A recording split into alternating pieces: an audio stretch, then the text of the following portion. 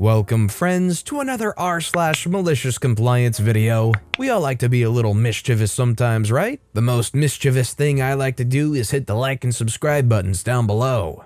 That said, our first story of the day is by "No thanks, I'm all good. Won't let me correct a spelling mistake? Good luck getting me to pay." Reading another malicious compliance about phone companies reminded me of this. This was a good many years ago now. My husband's phone bill had a spelling mistake. Never really paid attention to it, never really caused any issues. Until it did, of course. The mistake was simple. Think Rod William instead of Rod Williams type simple. One day, we moved states and put in for mail redirection. Now, where I'm from, mail redirections have to be exact. So the bill never got forwarded. And all that goes along with moving. It didn't even cross our minds that the bill hadn't arrived or been paid. And then inevitably, the phone got cut off. Once we realized, we were all set to fix it up, pay the bill, change our address, etc. But no, can't be that simple. You see, to change the spelling mistake, we needed to provide proof of my husband's correct name. But for any name change, they need name change documents, such as a wedding certificate or other official name change document, which he doesn't have, as it's not a name change, just a spelling mistake. For some reason, his license or passport was not good enough evidence. We ask what we can do to get this fixed up, and they offer no help or resolution. Just stonewalling that there's no possible way to fix the incorrect spelling. Okay, cool. At this point, we were cranky, not going to help us with what should be a simple fix. We won't pay the bill, we told them. They respond with the details of the contract and our obligations, debt collectors, etc. We simply replied, "But who are you going to go after?" They replied, "You, of course." My husband, looking comically confused, said, "But my name's not Rod William, and I'm not going to pay his bill. Good luck finding him. If you happen to send me my own bill, though, I would be happy to pay that." Shocked face and "oh, look," spelling mistake gets corrected immediately. If you found yourself in an issue like this with your bill, would you be so willing to say, "Well, I'm not going to pay it then," and just do whatever you can to force their hand to finally realize their mistake? Whether or not that ends up going to a debt collector and furthering on down the process? Let me know in the comments down below. Our next story is by "I'm Not Told I'm Retro. Won't let me transfer my phone contract? Bye." Around 2013, I was living in Australia and had an iPhone 4 on contract for $60 or $70 a month.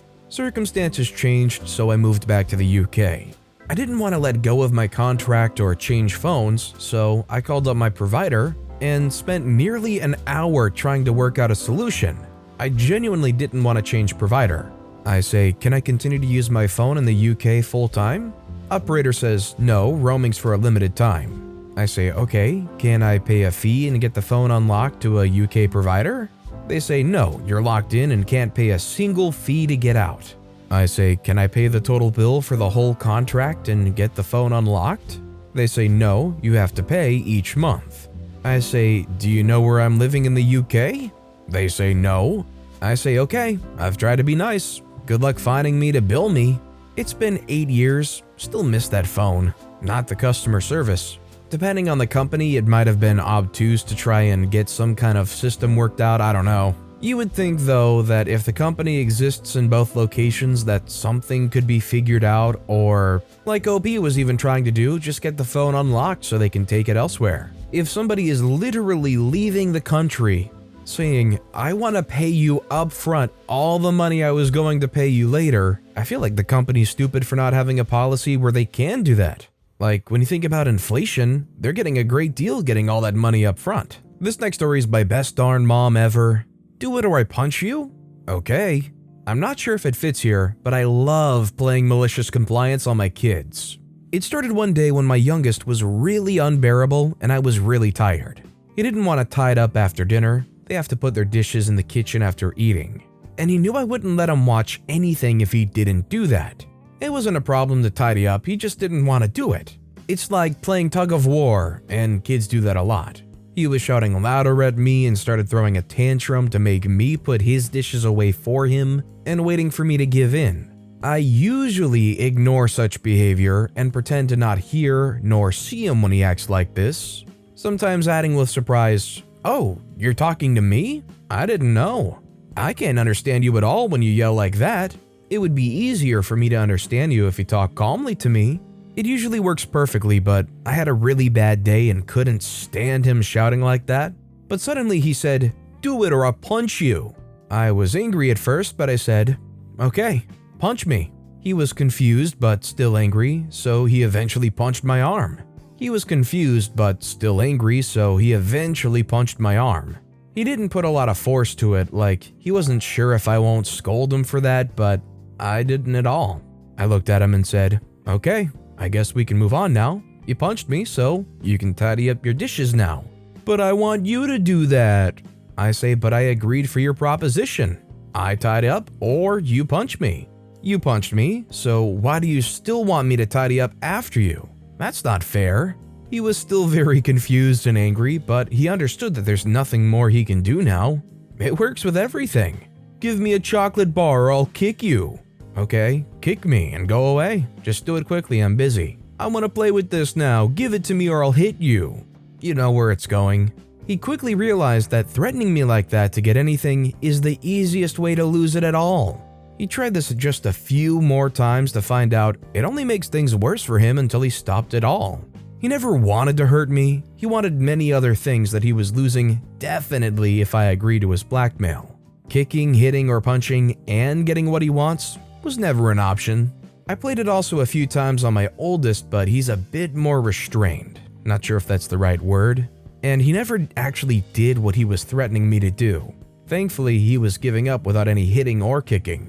They're very careful with what they say to me right now because they know the crazy mother may agree. I'm glad that it's proving to be a successful method for OP, but I don't think I would necessarily agree with that being a good tactic universally. Obviously, the kids still have a good heart or are very rationally thinking still, even though some do hit or kick. I know there's plenty of kids out there that'll hit, kick, and keep on going till they get what they want. And enabling that will just make them want to kick and hit even more. But every kid's different. This next story is by Crossum. ID everyone at the door and every bag? You got it. Working in security at a casino is probably one of the best places to work at. There's not only free drinks, but there's cheap food, music, and girls that are down, free or not. However, it does come with its quirks that are unique to a casino/hotel combo. Back in 2020, we had to conduct temperature checks and hand out free masks, as well as maintain social distancing and keep a limit of guests in the venue. 2,000 guests Monday to Thursday and 3,500 Friday to Sunday. This also allowed for us to stop the line if things go wrong. During briefing pre-shift on a Friday, I worked swing shift at the time, a joke was thrown my way from the director on IDing guests as they came through. If you can solo the garage side entrance for 4 hours starting at 7 p.m. all the way to the end of the shift, and ID everyone that needs to be checked, you'll see where this goes in a minute, and check bags that come through, I'll add a bonus to your check. I said deal. So 7 p.m. comes by, I show up to a count of 1,500 people in the venue and 4 temperature lines, with guests starting to come en masse. This thread is about malicious compliance. I stopped every single guest for their ID, checked every single bag, and slowed their door down. I was just starting work again after getting out of the Marines 2 months prior. I used a pronounced voice in a firm and professional manner and directed a slow flow of guests into the casino. At the end of the 4 hours, I had checked 460 bags, 1,724 IDs, and confiscated 54 knives, 7 sex toys, 93 torch lighters, 58 bottles of wine, 9 packs of beer, and over 35 pounds of controlled substances ranging from marijuana bags, meth, coke, heroin, GHB, and 80 milligrams of fentanyl. My director came to personally check up on me and nearly pooped himself when he realized I took him seriously. "What the freak is wrong with you?" he asked. I restated his question to him. He says, "You know I was kidding, right? Holy crap." I laughed and walked off post as the night and shift had concluded. The bonus? $0. My job? Still a poop-paying gig. Do I want to do it again? If asked, I will comply maliciously. I have a feeling that, despite the compensation, OP has a certain joy for their job. I feel like most people wouldn't go above and beyond and do that amount of security clearance work unless they just, for some reason, truly enjoyed it. But hey, I mean, that club must be like the safest club around.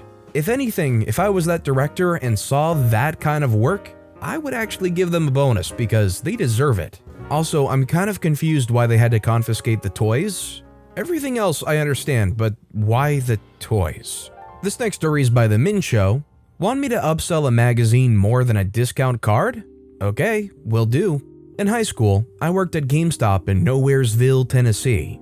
Back then, they had a discount card that saved 15% on used items and gave trade-in value as well. We were supposed to sell these things in 5% of our sales, but we crushed it at 15 to 25% a month, and our store always got accolades for it. But one day, we get told that a secret shopper came by, and we were selling the combo wrong. We highlighted the discount card heavily, as it basically paid for itself after 1 to 3 visits, and the magazine was the cherry on top. But corporate wanted us to sell it as a magazine subscription that also came with a discount card. So about 2 weeks in, and my upsell numbers are at around 10%. I decided to get malicious. The instructions given were that we had to sell the subscription first, so from then on, I blitzed through the magazine part and focused heavily on the discount card. It went something like, so there's this magazine subscription you can get and it comes with this discount card, yada yada yada. My manager saw what I was doing, but he didn't care for the corporate policy. He was cool with it since he could say, we are saying magazine first. Honestly, if I was the owner, I wouldn't care either because you're making sales. I would encourage my employees to keep making those sales however you can if it's making the store profit, obviously. Sell the cards, don't worry about the magazine subscriptions, corporate can buy it, we're doing great here. That's what I would say. Our next story is by Thermidor the Lobster. Malicious compliance didn't turn out how I expected. The intention was there, not the outcome, so I don't know how well it fits here. Several years ago, I got a mobile phone bill for £0. I didn't want to waste time calling them to query this, so I sent them a check for £0, stapled to the copy of the bill. My thinking was, they won't want to cash it and won't have a procedure to handle it, so they may have to return it to me. And any way around, it'll cost them money for their stupidity. Well, I didn't get my check back and they disconnected my phone due to an unpaid bill. They did reconnect me and admitted the mistake, but my clever jape backfired. Don't you love how you can really play by their mistake, play by their game? And then they can go, yeah, say goodbye to your phone service. We're gonna pretend we don't see the mistake on our end till you call us out on it. It really makes you realize they just play by their own rules and you just gotta have to work around them. And our final story of the day is by Listen Up Here You Runt. Wash dishes? Sure thing. So I was recently hired at a fast food place. Don't tell me how much it sucks and how I'm going to hate it because I already know. And I've been learning the ropes. On a night shift a couple of days ago, my manager had just left for the day and my shift leader was in charge. That day, I was supposed to learn how to bag up food, but my manager forgot to show me before she left. So my manager told my shift leader to teach me. My shift leader had shown to be completely insufferable before this occasion. She was lazy, rude, always on her phone, and expected me to pick up things instantly that I'd watched a 40-second video on a week prior. On top of all of this, I'm neurodivergent, and absorbing information is really difficult for me without repetitively completing that task or assignment. So after I unsuccessfully tried bagging a couple of orders, making small mistakes like missing napkins or ketchup, she rolled her eyes and told me to go do the dishes. I complied, feeling frustrated and completely dismissed. Well, about an hour later, I was still doing the dishes and the 5 o'clock rush came. Normally I'm on the fryer taking care of all of the sides, but I was still at the sink. I got to watch as the only other 2 people working, including my shift manager, had to work extra hard to make up for my absence. Meanwhile, I was doing exactly what she asked me to do. She never even asked me for help. I felt bad at first, but then I realized all of the times I had to cover for her when she wasn't doing the job she was supposed to. Now we're cool and I wouldn't do that again, but I still feel as if she doesn't respect me as a person since I'm a minor. at least I'll always have that one time that I actually made her do her job. I'm very much a believer in leading by example whenever possible. Obviously, not every person in a managerial position or a leadership position is going to be able to replicate the work that the skilled people underneath them do. But being hands-on and giving them the ropes and adequate training and leading by example where you can, I think is invaluable and indicative of a great leader.